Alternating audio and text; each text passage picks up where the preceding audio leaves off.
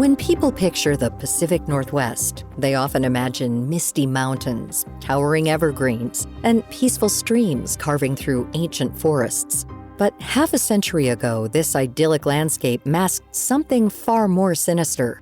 In the 1970s and 80s, the region became ground zero for a chilling wave of serial violence. Names like Ted Bundy, Gary Ridgway, the so-called Green River Killer, and others left entire communities on edge. There's at least a dozen operating in Washington state in the period that I'm talking about. There were 6 in 1974, which was a year I spent quite a bit of time delineating because that's when Ted Bundy began his most horrific spate of activities. That's Pulitzer Prize-winning author Caroline Fraser, author of Murderland, Crime and Bloodlust in the Time of Serial Killers. She grew up in Washington state and at age 13 was living just a few miles from where Ted Bundy was preying on women. She remembers quite vividly what it was like living through that reign of terror. It was a very bizarre summer, the summer of 1974, because there was a particular weekend in July of that year when 2 women disappeared from the beach at Lake Sammamish, which was only a few miles from where I lived. It was a hot weekend. It was Sunday. There were thousands of people at the beach that day. And somehow, 2 women disappeared on the same afternoon. And when that happened, I think the public, the police, and the media really started to put all of these disappearances together, and there was real hysteria about it. According to the National Institute of Justice, a serial killer is someone who commits 2 or more murders on separate occasions. Ted Bundy has been linked to the deaths of 20 women, but some experts estimate that this figure is much higher. The same can be said for Gary Ridgway, who killed 49 victims, but may have been responsible for twice as many murders. Fraser says the tragic history of this era is that women were told by law enforcement and some women's groups to not fight back if attacked. Of course, that advice has now been replaced by a fierce directive to fight like hell. There was a sense that if you tried to fight, that you would just be killed. And so women were told just to kind of passively accept what was happening. Most of the victims that I'm describing, they had no experience of this kind of thing ever until the moment at which their lives were at stake. They did not see it coming. I mean, Ted Bundy was infamous for, maneuvering women into a position where he could hit them over the back of the head with a tire iron or whatever. So a lot of these women didn't even see what was happening. And those that did fight back. I mean, the one woman who survived his attack in Salt Lake City fought him desperately and was able to run away and be saved by a passing car. Nobody knows for sure what causes someone to become a serial killer. However, the FBI has compiled a profile of characteristics past killers have all had in common. This includes childhood physical abuse, sexual abuse, poverty, poor diet, exposure to violence, and head trauma.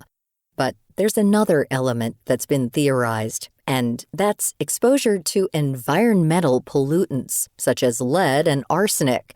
It's called the lead crime hypothesis and was first speculated in 1994 by Rick Nevin, a consultant for the U.S. Department of Housing and Urban Development.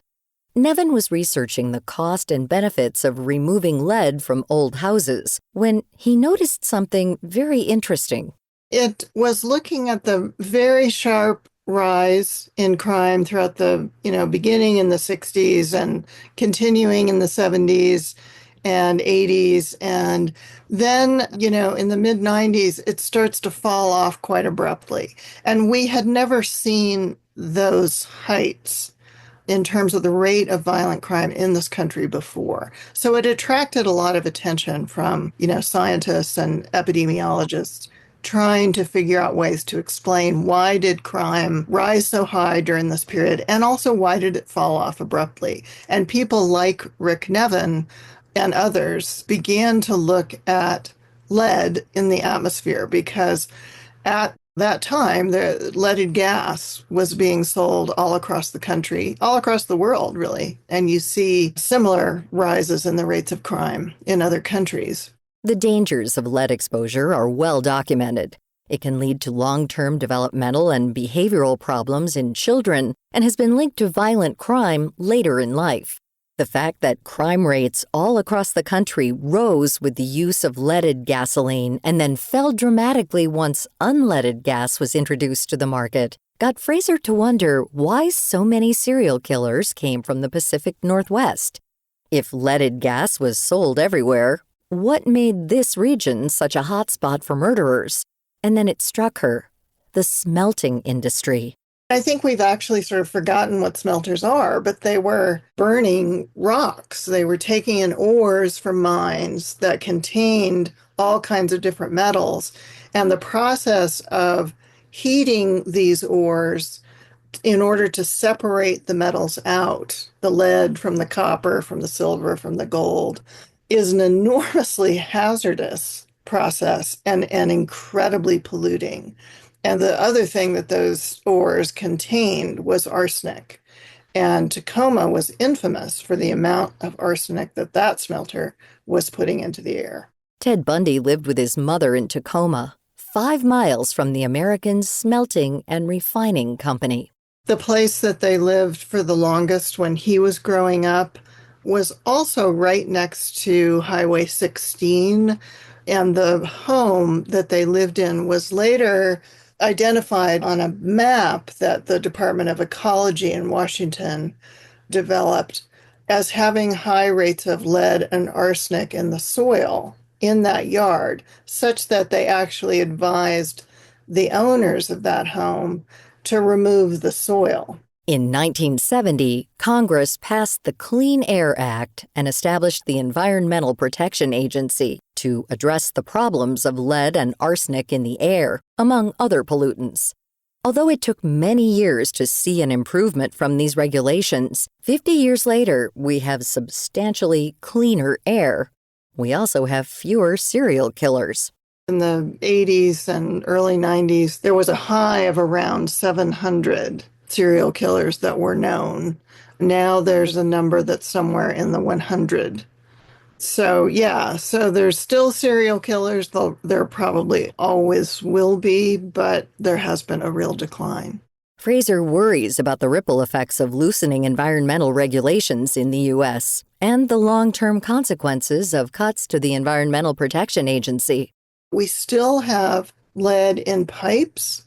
A lot of public schools in this country are old and have lead pipes. The Biden administration was attempting to address this problem and had assigned a significant amount of money to try and fix that.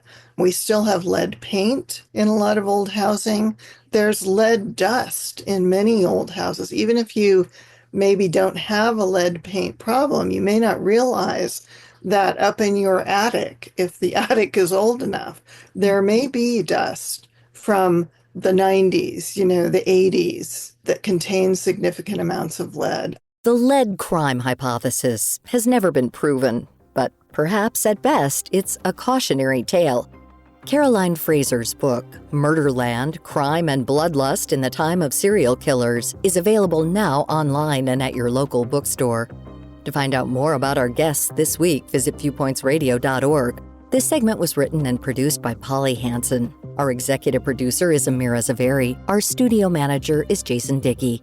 I'm Marty Peterson.